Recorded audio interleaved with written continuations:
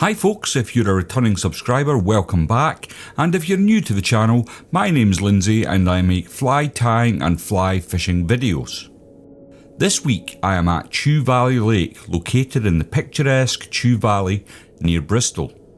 Spanning over 200 acres, the lake is stocked with a variety of trout, including rainbow and brown trout, making it ideal for both novice and experienced fishermen. It is well known for its predator fishing, being home to some huge pike. The surrounding landscapes, characterised by rolling hills and lush greenery, provide a tranquil backdrop for a day of fly fishing.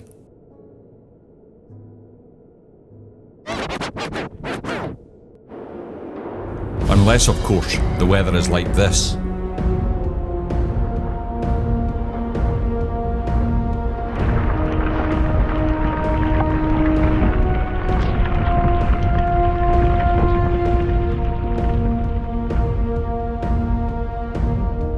I am here to represent the Soldier Palmers in Group 1 of the Affiliation of Major Fly Fishing Clubs. So, without further ado, let's get into it.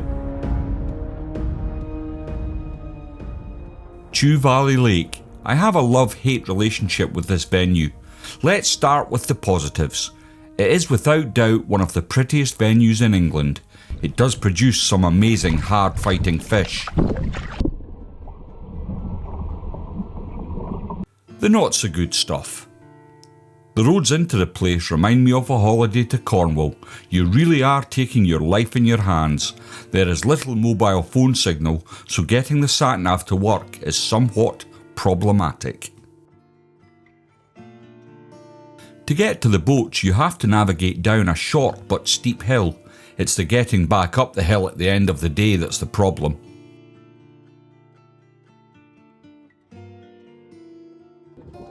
The boats.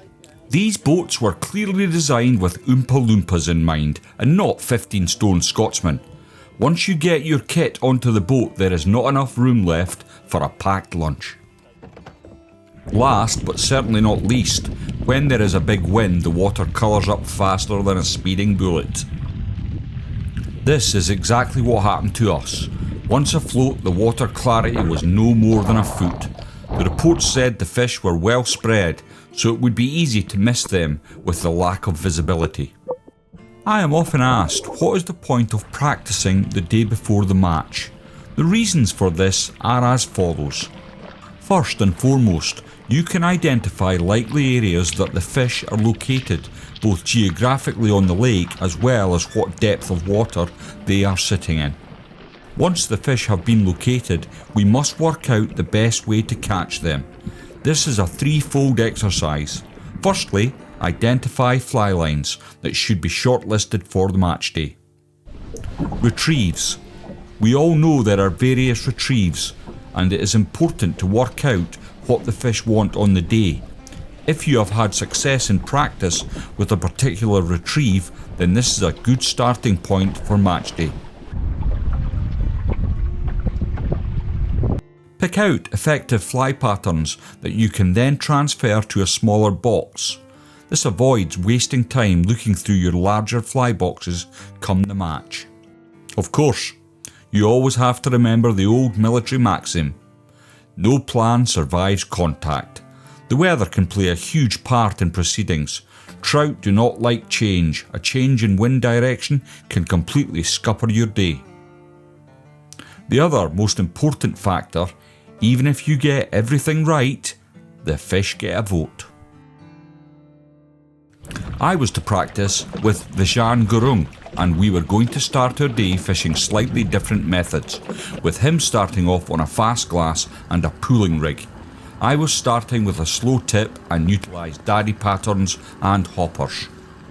We were not particularly optimistic, but to both our surprise, Vishan had a take very near the boat. He was then rewarded with a fish on the hang. With both the take and the fish coming near the end of the retrieve, I assumed the fish were down a couple of feet.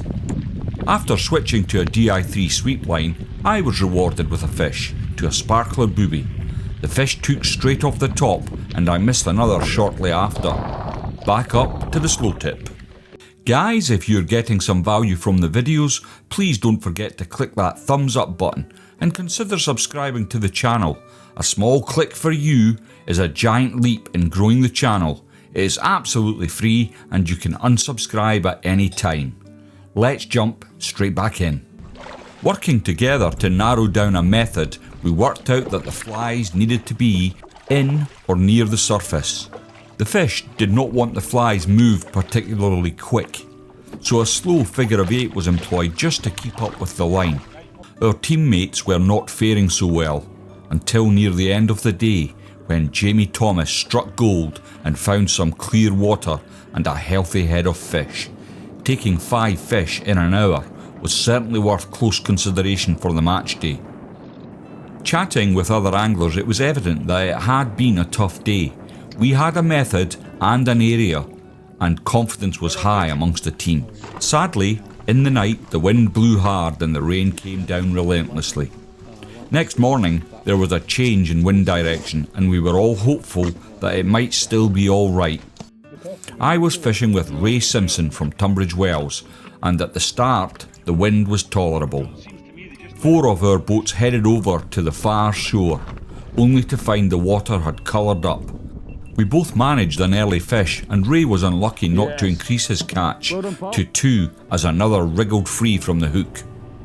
After several drifts it became clear that we were flogging a dead horse and decided on a move back to Woodford Bank.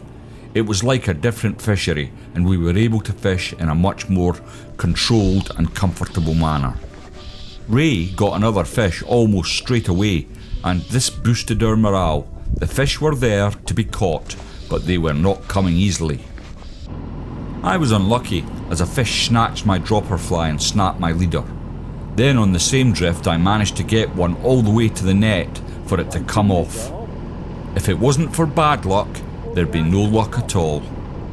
If my luck was bad, Ray's was worse. He lost several fish in play and even lost a double shooter, which proceeded to jump around playing each other in the surface, with the flies both still attached to the fish. The match went over very quickly. Despite the difficult fishing, it was an excellent day in the company of a real gentleman. The team had not done well and we saw our chance to top Group 1 slip away. An absolutely outstanding performance from Chris Bobby of Grapham Water being the only limit of the day. There is only one match left and that is at Buell Water in 2 days' time. Thanks for watching and I'll see you all in the next one.